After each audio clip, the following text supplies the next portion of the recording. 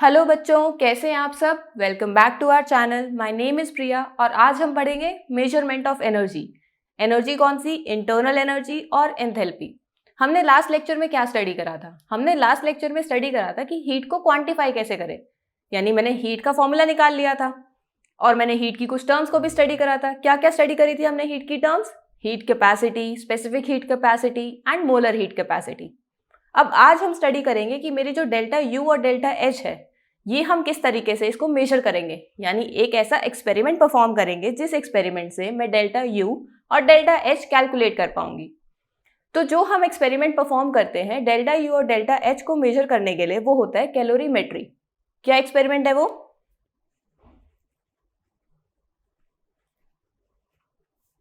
Calorimetry. अब calorimetry में क्या होता है? कैलोरीमेट्री में होता है एनर्जी ट्रांसफर। यानी कैलोरीमेट्री क्या करेगा? मेजर करेगा एनर्जी ट्रांसफर को। अब एनर्जी ट्रांसफर किस में होगी? किसी ना किसी प्रोसेस में। अब वो या तो फिजिकल प्रोसेस हो सकता है या केमिकल प्रोसेस हो सकता है। तो मैं अगर कैलोरीमेट्री को डिफाइन करूंगी तो वो किस तरीके से डिफाइन किया जाएगा? Measurement of energy transfer with physical and chemical process. यानी मैं अब फिजिकल और केमिकल प्रोसेस में एनर्जी ट्रांसफर को मेजर कर रही हूँ। अब मैं मेजर किस तरीके से करूंगी? मेरे पास कोई तो इंस्ट्रूमेंट होगा ना, तो इसके लिए जो इंस्ट्रूमेंट होगा वो होगा कैलोरीमीटर।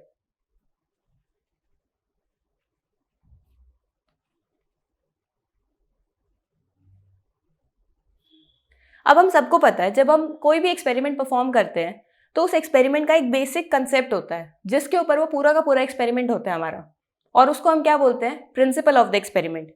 तो यहाँ पर इस एक्सपेरिमेंट का हमारे पास प्रिंसिपल क्या है? हम यहाँ पर एनर्जी ट्रांसफर को स्टडी कर रहे हैं, तो ऑब्वियस सी बात है प्रिंसिपल भी एनर्जी ट्रांसफर पर ही डिपेंड करेगा। हम यहाँ पर क्या स्टडी करेंगे? हमारे यहाँ का बेसिक कंसेप्ट क्या है इस कैलोरीमीटर का? हमारे पास एक हॉट बॉडी होगी और एक कोल्ड बॉडी होगी। यानी मुझे हीट ट्रांसफर करनी है एक हॉट बॉडी से कोल्ड बॉडी में, और जितनी हीट हॉट बॉडी लूज करेगा और जितनी हीट कोल्ड बॉडी गेन करेगा, तो वो दोनों हीट आपस में इक्विवेलेंट होंगे। ऐसा क्यों? मान लो आपके पास एक वेसल है जिसमें गर्म पानी है और बाहर आपने उसके एक और कंटेनर रख रखा है जो कि क्लोज्ड कंटेनर है, क्योंकि अगर क्लोज नहीं होगा तो आप चेंज को स्टडी नहीं कर पाओगे। और वो कंटेनर ऐसा होना चाहिए कि बाहर से उसके अंदर कोई भी हीट एक्सचेंज ना हो, यानी आउटर जो चैम्बर आप ले रहे हो वो एडियाबैटिक होना चाहिए। अब इसमें क्या हो रहा है? अगर अंदर गर्म पानी है वो धीरे धीरे धीरे धीरे अपनी हीट एनर्जी लूज करेगा, और एनर्जी लूज करेगा तो जो बाहर वाला चैम्बर है उसका टेम्परेचर बढ़ता जाएगा, क्योंकि एनर्जी तो उसके अंदर गेन हो रही है, क्योंकि बाहर वाला एटमॉस्फेयर फिलहाल कोल्ड है as compare to inner atmosphere. तो मुझे यहाँ पर क्या पता लगेगा कि जितना टेम्परेचर हॉट बॉडी ने लूज करा, जितनी एनर्जी हॉट बॉडी ने लूज करी, उतनी ही एनर्जी कोल्ड बॉडी गेन करेगी। तो यहाँ जो हमारे पास बेसिक कंसेप्ट होगा, बेसिक प्रिंसिपल होगा इस एक्सपेरिमेंट का, वो क्या होगा? Heat lost by the hot body is equal to heat gained by the cold body. तो चलो अब सबसे पहले हम स्टार्ट करते हैं हमारे इंटरनल एनर्जी की मेजरमेंट। हमने लास्ट लेक्चर में क्या स्टडी करा था कि heat transfer at constant volume वो किसके इक्विवेलेंट होगा? Change in internal energy. That means QV is equals to delta U.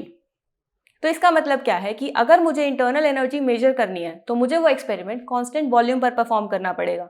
तो यहाँ पर मेरी कंडीशन क्या होगी? Eight constant volume.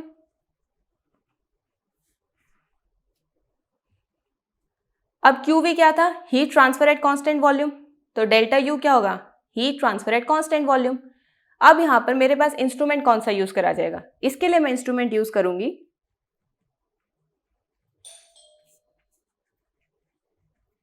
Bomb calorimeter. Bomb calorimeter में बॉम क्या वर्ड है? अब ये वो बॉम मत सोच लेना जो आप लोग सोच रहे हो, ये बॉम डिफरेंट है। इस बॉम का मतलब है एक स्टील वेसल। अब ये स्टील वेसल क्या करेगा? अगर एक्सपेरिमेंट में हम बॉम यूज कर रहे हैं, स्टील वेसल यूज कर रहे हैं, तो उसका कुछ ना कुछ तो यूज होगा। स्टील वेसल के अंदर रिएक्शंस होंगी इन विच रिएक्शन टेक्स प्लेस। तो बॉम का तो हमें पता लग गया। अब ये कैलोरीमीटर क्या है? कैलोरीमीटर होगा बॉम का outer chamber, outer chamber of Baum. अब हम जो ये एक्सपेरिमेंट परफॉर्म कर रहे हैं ये कांस्टेंट वॉल्यूम पर है, इसका मतलब मुझे एक सील्ड एक्सपेरिमेंट परफॉर्म करना पड़ेगा। सील्ड क्यों करना पड़ेगा? ताकि जो मैं जितना कुछ भी अंदर ले रही हूँ उस सिस्टम के, वो कुछ बाहर ना जा सके और कुछ उसके अंदर ना आ सके, ताकि उसकी वॉल्यूम के अंदर कुछ भी इंक्रीज या डिक्रीज मुझे फील ना हो। तो इस वजह से मुझे वो पूरा एक्सपेरिमेंट सील करना पड़ेगा। अब कैलोरीमीटर में हम क्या लेंगे? हमने ये तो देख लिया कि बॉम्ब के अंदर तो रिएक्शन होगी, तो जो भी रिएक्टिव सब्सटेंस हम जो जिस भी टाइप के रिएक्शन कर रहे हैं वो तो हम बॉम्ब के अंदर लेंगे। कैलोरीमीटर में क्या लेंगे? कैलोरीमीटर में हम वाटर लेंगे, और वाटर की हम नोन क्वांटिटी लेंगे। नोन क्वांटिटी का क्या मतलब है कि मुझे पता होना चाहिए मैंने कितना अमाउंट ऑफ वाटर लिया है। क्यों पता होना चाहिए? ताकि वॉल्यूम फिक्स, तो ऑब्वियस सी बात है, मैंने वॉल्यूम फिक्स करी है। और प्लस मुझे इस वाटर की हीट कैपेसिटी भी पता होनी चाहिए। अब आप बोलोगे हीट कैपेसिटी का यहाँ क्या काम है? बिल्कुल काम है, हमें यहाँ पर हीट एनर्जी कैलकुलेट करनी है, और हीट एनर्जी कैलकुलेट करने के लिए कल हमने हीट कैपेसिटी का फॉर्मूला पढ़ा था ना, C = Q/ΔT। तो अगर मैं यहाँ से हीट एनर्जी कैलकुलेट करूंगी तो वो कैसे कैलकुलेट करूंगी? C × ΔT। तो C क्या है यहाँ पर? Heat capacity.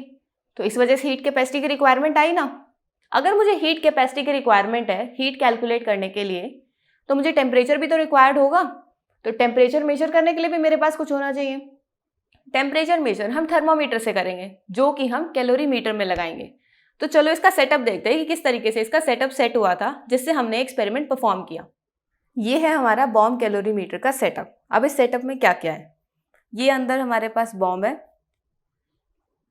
जिसमें रिएक्शन हो रही है। अब ये रिएक्शन मैंने एग्जाम्पल लिया है कंबशन रिएक्शन का। जरूरी नहीं है सिर्फ कंबशन रिएक्शन इसके अंदर हो, किसी भी टाइप की रिएक्शन हो सकती है, या तो वो कोई एंडोथर्मिक रिएक्शन होगी या कोई एक्सोथर्मिक रिएक्शन होगी। ये है कैलोरीमीटर। ये वाटर है जिसकी मुझे वॉल्यूम पता है और हीट कैपेसिटी पता है, और ये मैंने बाहर से इस पूरे चैम्बर को सील करा हुआ है। ये थर्मोमीटर है चेंज इन टेम्परेचर को नोट करने के लिए, और ये स्टिरर है। स्टिरर का यूज बताऊंगी अभी क्यों यूज करते हैं। ये मेरे पास रिएक्टिव सब्सटेंस है। किस टाइप का रिएक्टिव सब्सटेंस होगा ये? अगर मैं कंबशन रिएक्शन कर रही हूँ तो ये कोई कंबस्टिबल सब्सटेंस होगा।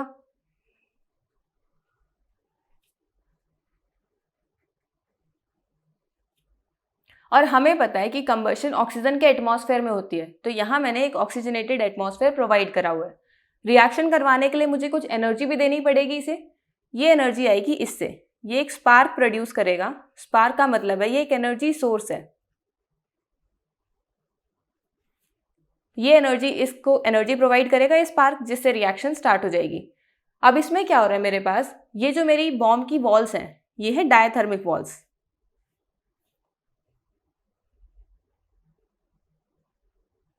डायथर्मिक वॉल्स कौन सी होती हैं? जिसमें से हीट एक्सचेंज पॉसिबल है।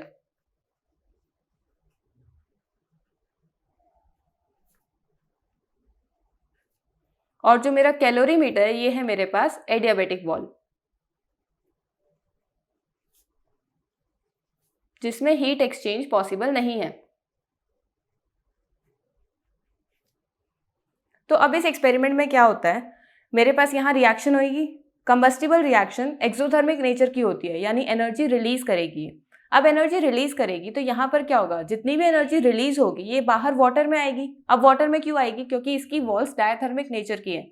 डायथर्मिक नेचर की होने से क्या होगा कि अगर इसके पास सिस्टम में हीट एनर्जी इंक्रीज होगी तो वो अपनी हीट एनर्जी रिलीज करेगा, और वो रिलीज कहाँ करेगा? आउटर एटमॉस्फेयर में। इसका आउटर एटमॉस्फेयर क्या है? ये कैलोरीमीटर, जो कि वाटर है। अब इस वाटर में मेरे पास सबसे ज्यादा हीट कहाँ रिलीज होगी? इस चैम्बर के बिल्कुल पास वाले सरफेस पे। तो अगर इस चैम्बर के सबसे पास वाले सरफेस पर सबसे ज्यादा हीट रिलीज हो रही है, इसका मतलब बाकी जितना मेरा पानी है और जो यहाँ वाला पानी है, यहाँ पर एक टेम्परेचर डिफरेंस क्रिएट हो जाएगा। तो उस टेम्परेचर डिफरेंस को रिमूव करने के लिए मैं स्टिरर यूज करती हूँ। अब स्टिरर से क्या होगा, कॉन्टिन्यूसली वाटर स्टिर होता रहेगा, जिससे क्या होगा, जो हीट एनर्जी है ना पूरे के पूरे कैलोरीमीटर में ट्रांसफर होगी इक्वली। अब ये थर्मोमीटर क्या करेगा, थर्मोमीटर पहले एक इनिशियल रीडिंग लेगा, मेरे को इनिशियल रीडिंग लेकर बताएगा मेरे पास टी इनिशियल कितना आया। फिर मेरे पास जब मैं इस रिएक्शन को परफॉर्म कर दूंगी तो उसके बाद मैं फिर थर्मोमीटर से रीडिंग लूंगी और मेरे को फिर एक फाइनल रीडिंग मिलेगी।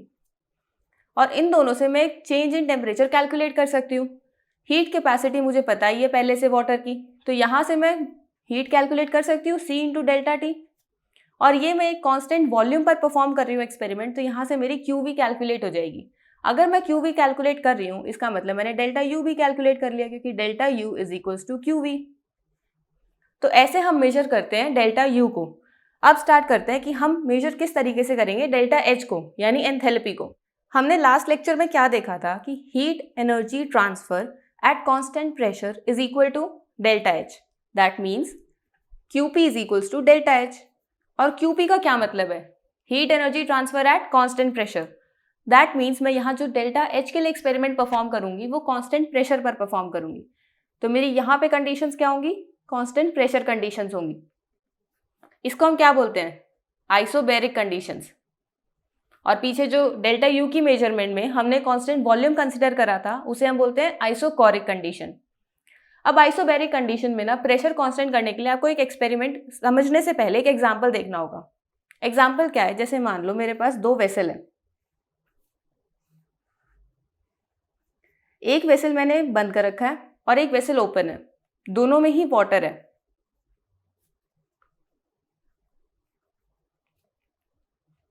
और मैं यहाँ दोनों को नीचे से हीट कर रही हूँ।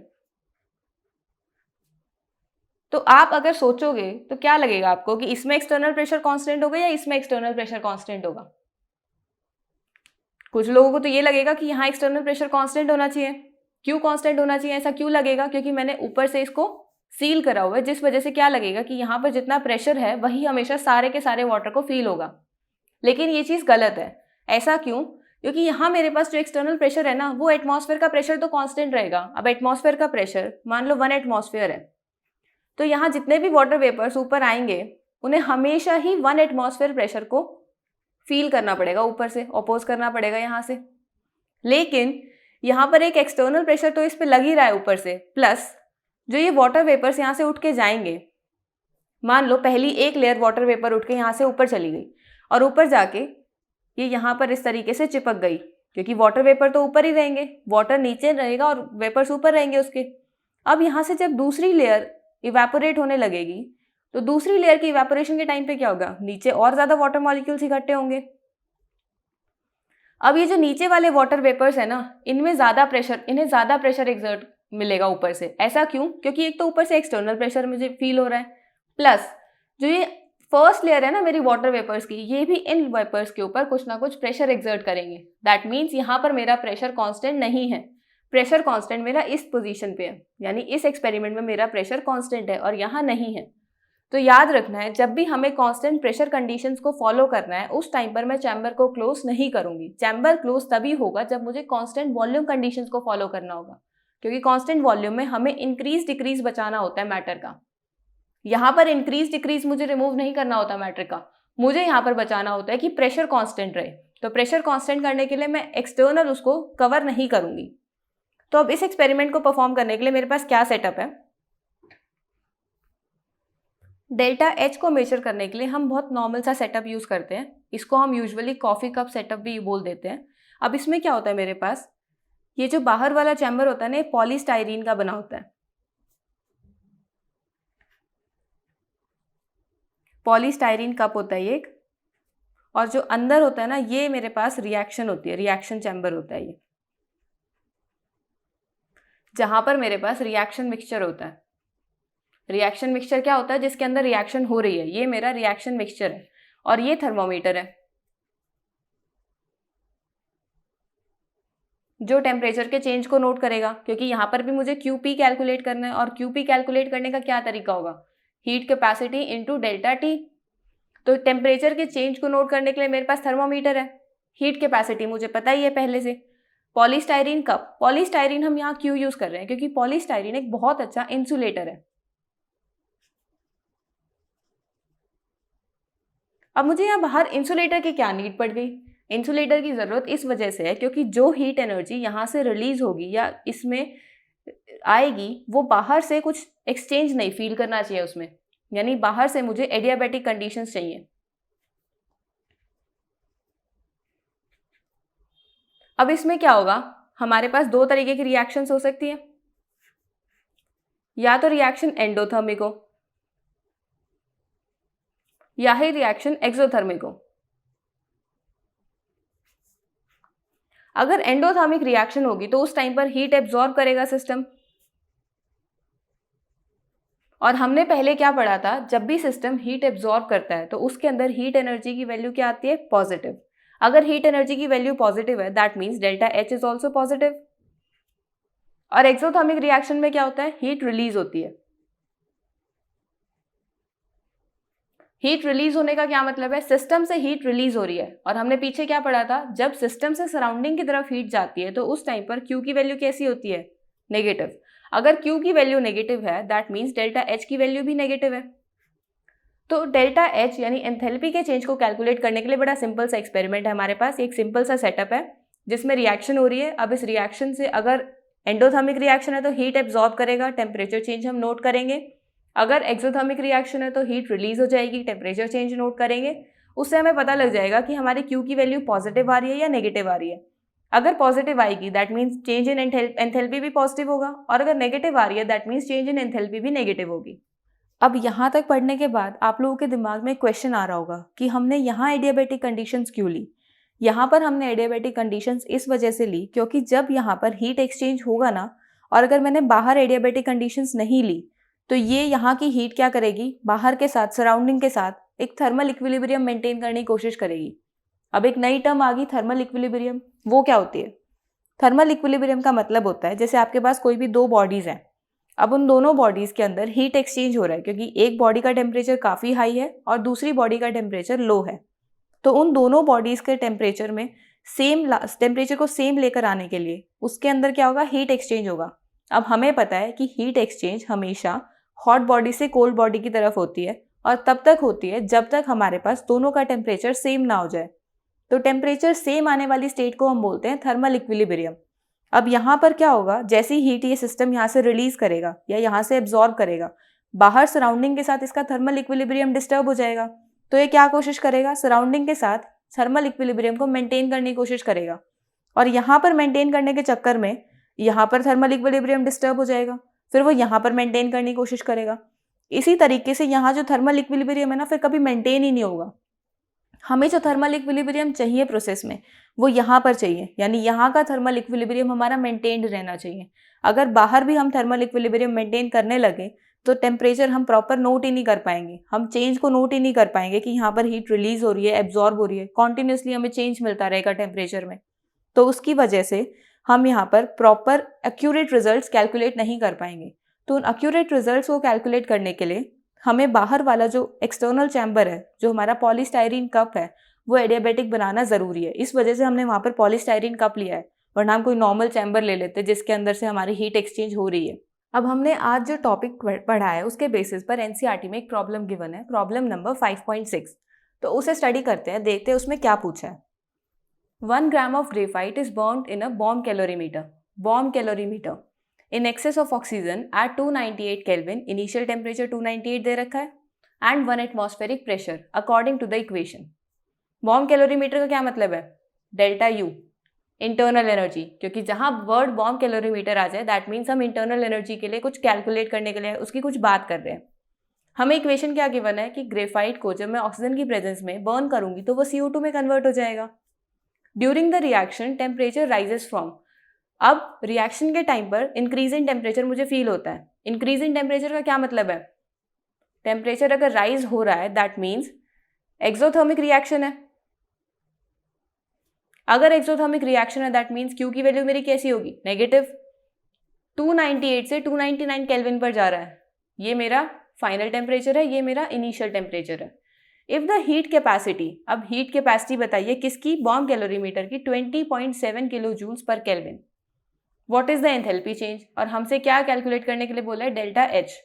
यानी पहले हमें कंडीशंस किसकी दे दी, बॉम्ब कैलोरीमीटर की, दैट मीन्स मुझे पहले डेल्टा यू कैलकुलेट करना पड़ेगा। और फिर मुझे क्या पूछ लिया कि चेंज इन एंथैल्पी बताओ, यानी delta H for the above reaction at 298 kelvin and 1 atmospheric pressure. तो सबसे पहले तो हमें जो कंडीशंस गिवन है वो नोट कर लेते हैं। इनिशियल टेम्परेचर कितना है, 298 केल्विन। फाइनल टेम्परेचर कितना है, 299 केल्विन। तो डेल्टा टी की वैल्यू क्या आएगी, 299 माइनस 298, 1 केल्विन।